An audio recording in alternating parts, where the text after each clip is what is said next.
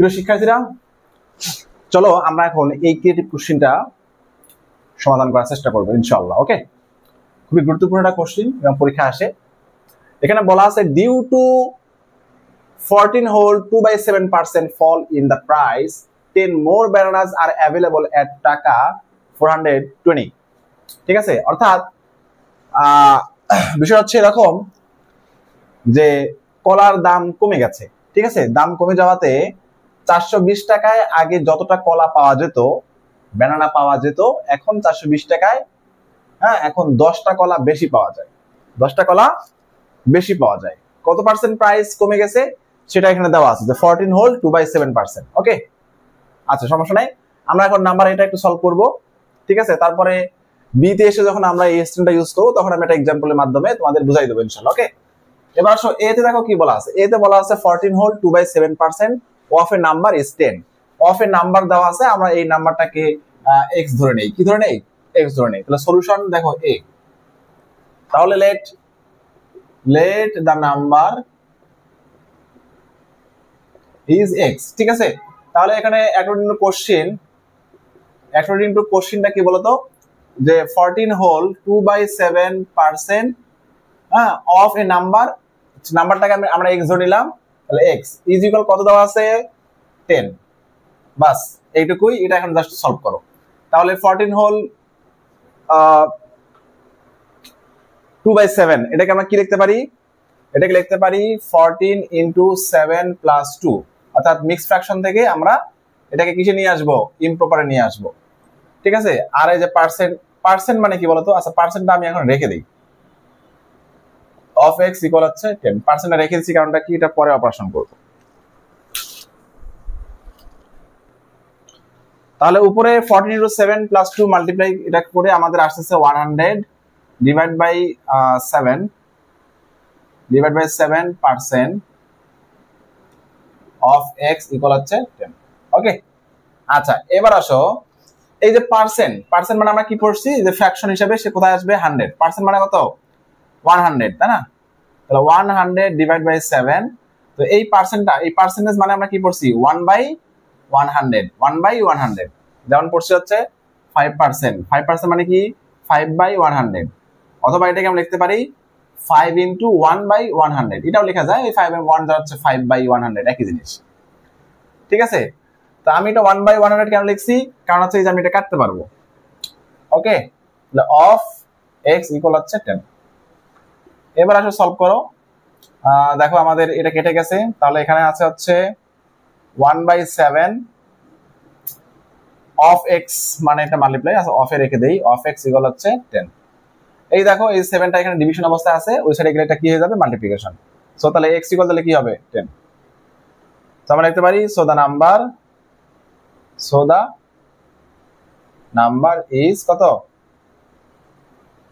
7টা multiply হয়ে গেছে না, তাহলে কত হবে? 70। তাহলে এটা হচ্ছে আমাদের এ এর আনসার। দেখে নাও, এটা ইরেজ করে দিব।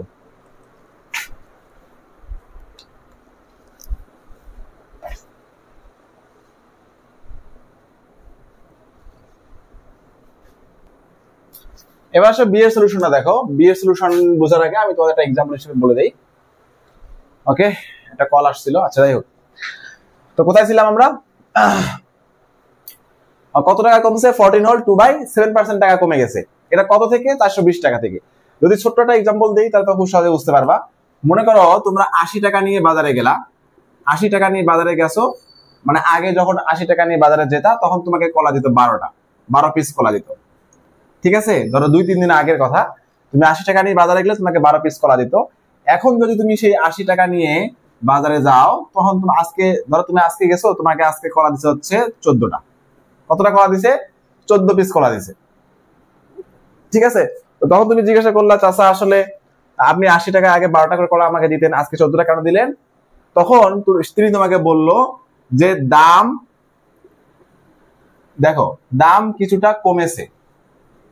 ঠিক আছে, দাম কিছুটা কমেছে, কিন্তু কত টাকা কমছে সেটা তোমাকে বলে নাই। দাম কিছুটা কমেছে। এই যে দাম কিছুটা কমেছে, কিছু টাকা যে কমে গেল, তাহলে তুমি বলো তো যে তোমার এই যে অতিরিক্ত 2 পিস তুমি যে ব্যানানা পেলা, এই অতিরিক্ত 2 পিস ব্যানানার দাম কত? এই অতিরিক্ত 2 পিস ব্যানানার দাম হচ্ছে দাম কিছুটা কমেছে, যতটা কমেছে, ঠিক আছে। তাহলে প্রাইস অফ আমরা লিখতে পারি প্রাইস অফ ওই যে অতিরিক্ত extra 2 piece banana is equal হচ্ছে দাম যতটা কমেছে, ঠিক আছে। ওই যে অতিরিক্ত 2 পিস যে আমি ব্যানানাটা পেলাম, সেই ব্যানানাটার দাম হচ্ছে দাম যতটা কমেছে, মানে যত টাকা কমছে তত টাকা হচ্ছে এই 2 পিসের প্রাইস। তো এখন আসো এই যে দাম যতটা কমেছে, এই যে ওয়ার্ডটা দাম যতটা কমেছে, এই ওয়ার্ডটা বিভিন্ন ভাবে আমাদের কাছে আসতে পারে। যেমন ধরো 10% কমেছে, তারপর হচ্ছে হালি প্রতি 1 টাকা কমেছে, ডজন প্রতি 2 টাকা কমেছে। তো এই কথাগুলো আমাদের কাছে বিভিন্ন ওয়ার্ডে আসতে পারে। যেমন ধরো এই ম্যাথের মধ্যে সেটা আসছে হচ্ছে 14 হোল 2/7% দাম ফলিং ডাউন, মানে কমেছে, তাই না? তাহলে এই যে দাম যতটা কমেছে, তাহলে আমরা এটা কি বুঝলাম, যতটা কমেছে অতিরিক্ত যে আমরা ইউনিট গুলো পাচ্ছি, সেই ইউনিট গুলোর দাম হচ্ছে ওই যতটা পার্সেন্ট, যত টাকা কমবে, যতটা কমেছে। আশা করি তোমরা বুঝতে পারছো। দেখো আমি যখন এই বি নাম্বারে ম্যাথের যখন স্টেটমেন্টটা লিখবো, তখন তোমাদের এটা ক্লিয়ার হবে ইনশাল্লাহ। ওকে, আচ্ছা, তাহলে আমরা ডিরেক্ট ম্যাথে চলে যাই। তাহলে এখানে বলা আছে যে 14 হোলস 2/7% দাম কমছে। কমার কারণে আমরা এখানে অতিরিক্ত 10 পিস ব্যানানা পাচ্ছি, 10 মোর ব্যানানাস, তাই না? তাহলে আমরা এখন কি বলতে পারি বলতো, যে price of 10 bananas is equal, হ্যাঁ, প্রাইস অফ 10 ব্যানানাস। তাহলে এই যে অতিরিক্ত 10 পিস কলা, এটার দাম কত হবে? এই যে যত পার্সেন্ট দাম কমছে, কত পার্সেন্ট দাম কমছে? 14 হোল 2/7% অফ কত টাকা? তুমি আগে কত টাকা নিয়ে যাইতা? এই যে 420 টাকা। তাহলে 420, কথা ক্লিয়ার? এখন আসো আমরা এটাকে সলভ করি। এটাকে সলভ করলে উপরে 14 দ্বারা 7 কে মাল্টিপ্লাই করে 2 দ্বারা অ্যাড করলে আসবে 100, নিচে হলো 7। আর এই যে পার্সেন্ট মানে কি বলতো? পার্সেন্ট মানে 1/100 অফ হচ্ছে কত? 420। এই 100 কেটে গেল, তাই না? এবার আসো এটা দিয়ে এটা কাটো, 60, তাহলে 60 টাকা, 60 টাকা। কথা কি ক্লিয়ার? এখন দেখো, তাহলে এই যে প্রাইস অফ 10 মোর ব্যানানাস দাম কত? 60 টাকা। তার মানে 420 টাকা থেকে দাম কমেছিল 60 টাকা, যার কারণে তুমি অতিরিক্ত 10টা কলা পেয়ে গেছো। তাহলে প্রাইস অফ 10 মোর ব্যানানাস দাম কত?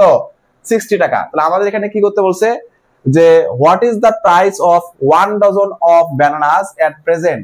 তাহলে আমাদের 10 ব্যানানাস দাম যদি হয় 60 টাকা, লিখবো price of 10 bananas is equal to কত টাকা? 60 টাকা। হ্যাঁ, তাহলে প্রাইস অফ 1 bananas তাহলে কত হয় বলো তো? তাহলে 60 ডিভাইড বাই কত? 10 টাকা। তাহলে প্রাইস অফ 1 ডজন মানে কতটা কলা বলো তো? 1 ডজন ইকুয়াল হচ্ছে 12 bananas, ইকুয়াল হচ্ছে কত টাকা? 12 bananas অথবা 1 ডজন ইকুয়াল কত হবে? তাহলে 60 ইন্টু 12 ডিভাইড বাই হচ্ছে 10, 0 কাটো, 6 12 কত? 72 টাকা, 72 টাকা, ঠিক আছে। তাহলে এখন বর্তমান 1 ডজনের প্রাইস হচ্ছে 70। তাহলে আনসার কত? তাহলে আনসার হচ্ছে 72 টাকা। মানে বর্তমান 1 ডজনের প্রাইস হচ্ছে 72 টাকা, 72 টাকা। বুঝতে পারছো বিষয়টা? এবার নাম্বার সিটা দেখি আমরা। এখানে বলছে to make a profit of 33 whole 1/3%, what should be the selling price of each dozen of banana? আচ্ছা, এখানে বলছে দেখো, to make a profit of 33 whole 1/3%, what should be the selling price of each dozen banana?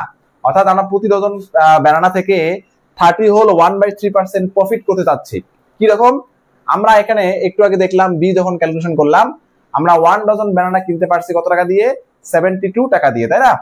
তাহলে এখন ওই 72 টাকার ব্যানানাটা আমরা কত টাকা সেল করলে আমাদের প্রফিট আসবে 33 হোল 1/3%? এটাই তো আমাদের ক্যালকুলেশন, তাই না?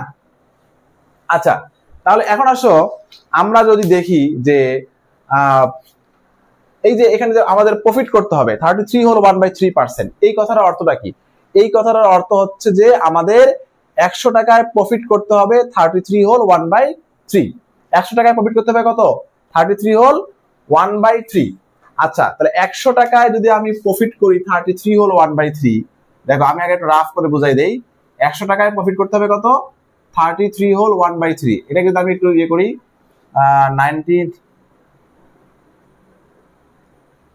100/3 মানে ইমপ্রপার ফ্র্যাকশনে, তাহলে এত টাকা, 100 টাকা প্রফিট করতে হবে এত টাকা।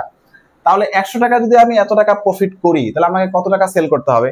তাহলে 100 টাকার ব্যানানাটা কত টাকা সেল করতে হবে? 100 প্লাস হচ্ছে 100 ডিভাইড বাই 3, তার মানে হচ্ছে 300 প্লাস 100 ডিভাইড বাই হচ্ছে 3, তার মানে কত? 400 ডিভাইড বাই 3। এত টাকা সেল করতে হবে। কত টাকা সেল করতে হবে? এত টাকা। কথা কি বুঝতে পারছো? তার মানে 100 টাকার ব্যানানা আমাকে সেল করতে হবে 400 ডিভাইড বাই 3, তাহলে আমার প্রফিট হবে কত? 33 হোল 1/3। আমরা এখন দেখবো সেই বিষয়টা যে 72 টাকার ব্যানানা আমাকে কত টাকা সেল করতে হবে। ঠিক আছে, 100 টাকার ব্যানানা সেল করতে হবে 400/3, তাহলে দেখবো 72 টাকার ব্যানানা আমাদের কত টাকা সেল করতে হবে। তাহলে তোমরা কি ক্যালকুলেশনটা কি বুঝতে পারছো? এই যে এই বিষয়টা এটা কি বুঝছো? এটা না বুঝলে কিন্তু হবে না। আরেকবার যদি একটু বলে দেই সহজ করে, দেখো আমাদের এখানে বলছে to make a profit of 33 whole 1/3। 33 whole 1/3 মানে হচ্ছে 100/3। এই যে 33 হোল 1/3 মানে হচ্ছে 100/3, তার মানে এত টাকা প্রফিট করতে হবে। তাহলে 33 হোল 1/3% মানে হচ্ছে 100/3। ঠিক আছে, তাহলে আমাদের বলা হয়েছে যে 100 টাকায় প্রফিট করতে হবে কত টাকা? 100/3 টাকা। ঠিক আছে, ওই মানে 33 হোল 1/3 টাকা আর কি, এটা আমাদের প্রফিট করতে হবে।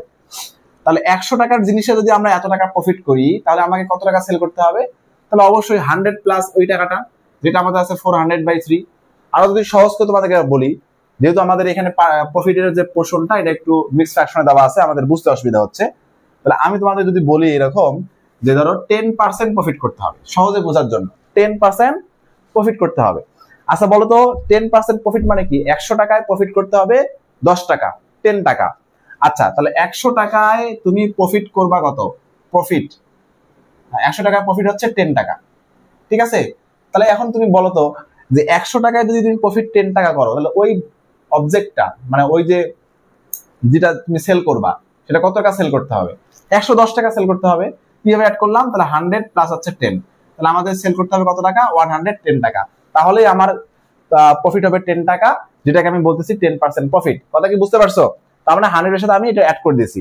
তো সেম ভাবে 100 টাকায় প্রফিট করতে হবে 33 হোল 1/3 অর 100/3 টাকা, তাহলে সেটাকে আমরা অ্যাড করে কত আসলো? 400/3 টাকা। 400/3 টাকা, তাহলে 100 টাকার জিনিস সেল করতে হবে কত টাকা? 400/3 টাকা। আর আমাদের বি এর মধ্যে আমরা অ্যান্সার পাইছি যে 1 ডজন ব্যানানার দাম হচ্ছে 72 টাকা, তাহলে সেই 72 টাকার জিনিসটা কত টাকা সেল করতে হবে এটাই আমরা ইউনিটারি মেথডে বের করে নিয়ে আসবো। কথা কি বুঝতে পারছো? আচ্ছা তাহলে এখন আসো আমরা একটু প্রসেসটা মেনটেন করে লিখি। তো দেখো কি দেওয়া আছে? প্রফিট, প্রফিট হচ্ছে কত টাকা? প্রফিট হচ্ছে 33 হোল 1/3%, আর আমরা লিখতে পারি 100/3%, 100/3% প্রফিট। তাহলে আমরা লিখবো সেলিং প্রাইস। তাহলে আমাদের এত টাকা প্রফিট করে সেলিং প্রাইস কত হবে? তাহলে selling price will be at profit 100/3% is equal, তাহলে 100 প্লাস 100/3, তাহলে ইকুয়াল কত আসছে? 400/3 টাকা। দেখো এখন আর পার্সেন্টেজ নাই, দেখো আমি কি লিখলাম যে প্রফিট হচ্ছে 33 হোল 1/3%, যেটা 100/3%, তাহলে selling price will be at profit 33 100/3% is equal 100 plus, মানে আমার তো কেনা হচ্ছে 100 টাকা, প্রফিট করতে হবে 100/3 টাকা, তাহলে কত আসলো? 400/3 টাকা। আশা করি তোমরা বুঝতে পারছো। তাহলে এখন আসো দেখো আমাদের কস্ট প্রাইস হচ্ছে 100 টাকা। দেখো কস্ট প্রাইস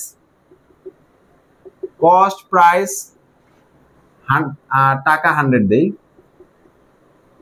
টাকা 100, সেলিং প্রাইস কত বলো তো? এই যে 400/3, 400/3। ঠিক আছে, এই যে এত পার্সেন্ট প্রফিটে। এবার আসো কস্ট প্রাইস হচ্ছে টাকা 1, তাহলে সেলিং প্রাইস তাহলে কত হবে? এটা ডিভাইড হয়ে যাবে, তাহলে 400 ডিভাইড বাই 3 ইনটু হচ্ছে 100 ডিভাইড হয়ে গেল। ডিভাইড হলে ডিনোমিনেটরে মাল্টিপ্লাই হয়ে যায়। এবার আসো কস্ট প্রাইস কত টাকা বলো তো? আমরা বিতে পাইছি 72 টাকা। কত টাকা? 72 টাকা। তাহলে সেলিং প্রাইসটা কত হবে এটা আমাদের বের করতে বলছে। তাহলে 100 ইনটু 72 মাল্টিপ্লাই হবে 3 ইনটু 100। এই ডিভিশনে চলে গেল, এটাই কাটো, তাহলে কত আসবে?